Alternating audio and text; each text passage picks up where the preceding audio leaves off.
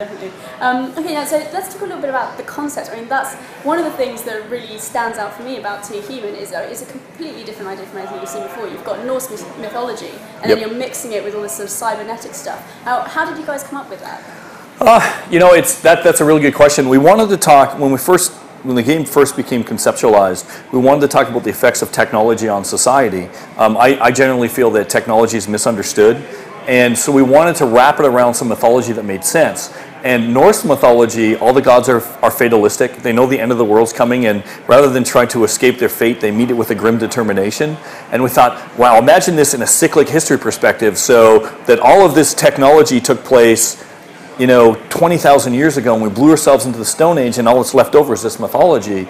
And so it really helps echo the ideas of technology is good and it's bad. And if we don't understand its effects on society and just for mankind in general, we've got to be really careful. We could blow ourselves back into the Stone Age again. So that's how all that stuff got wrapped up all together. And we really feel at Silicon Knights when we tell stories, we want to create a catharsis. We want people to think about what they're doing and they're playing. And the game's called Too Human because you're always being told that you're too human and you need to replace your arms with cybernetic arms to, you know, fight this growing menace. And we've got the Nietzsche quote at the beginning that says, you know, be careful when you fight monsters lest you don't become one yourself. And we're talking about all these effects on technology. You got to be really careful you don't get just submersed in this technology where our humanity is completely lost in all of this, you know, great technology. And how often do you see people, you know, just be enamored by technology and not see the negative effects? And you see it all throughout the, you know, history of mankind, where you have, geez, I remember when they first started talking about automobiles, they'd say, here's this new automobile, you can treat it better than your spouse. And you actually had people that would spend more time with their car than their family.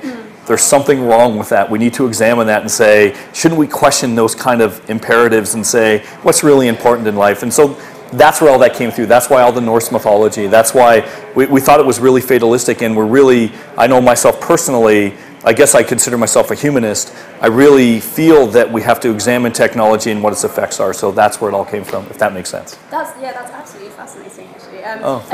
And what's really cool is about the character of Boulder is that it has that sort of duality. You can see, you know, he's obviously sort of cybernetically enhanced enough to be able to be the one that comes to save humanity. Yeah. But at the same time, he is more human than most of the others. Exactly, and it's almost like it's not almost like the dichotomy of being a god because of the technology, and at the same time becoming too much a machine is a bad thing. And it's those kind of, you know, thoughts that we want, those kind of ideas we want people to think about.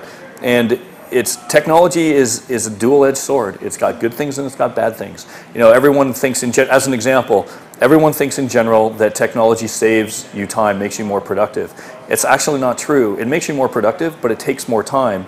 And the more technology that we have, the more that we're working. The idea of the, you know, 9-hour workday is a myth. Everyone works more than 9 hours now. It's because of technology. We have a BlackBerry. We can get emails 24/7. You know, I've been traveling the globe lately. I'm getting phone calls at like 3 o'clock in the morning. These are things that couldn't have happened 200 years ago.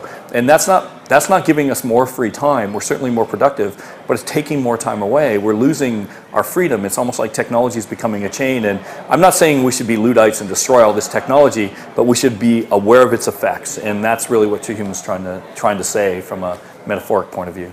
Cool, thank you. Yeah. Okay, and one more question. Just wanted to know, obviously Too Human's been in production for quite a long time. It was sort of first shown at E3 back in 1999, I think. And in that time there's been lots of changes with the publishers and the platforms. How has that been sort of for you as a developer working in those situations? I mean, obviously it hasn't harmed the game, you've got a brilliant product. But oh, thank you. but you know, has that been a strain on the developing process? Oh, it's most games get killed under those circumstances, and we were lucky enough to believe in it so much that we never let it die.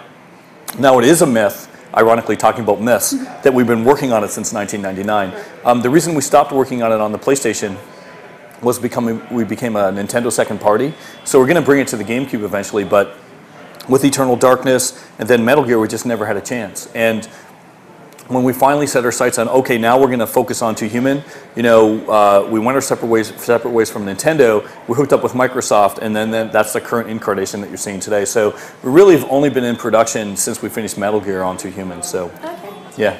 Right. Well, thank you very much for talking to us. It's been very informative, very helpful. Oh, my pleasure. Thanks so much for having me. So there you go. We've been having a great day here. The game looks absolutely fantastic. Don't forget to check back for my full review very soon. Thanks for watching.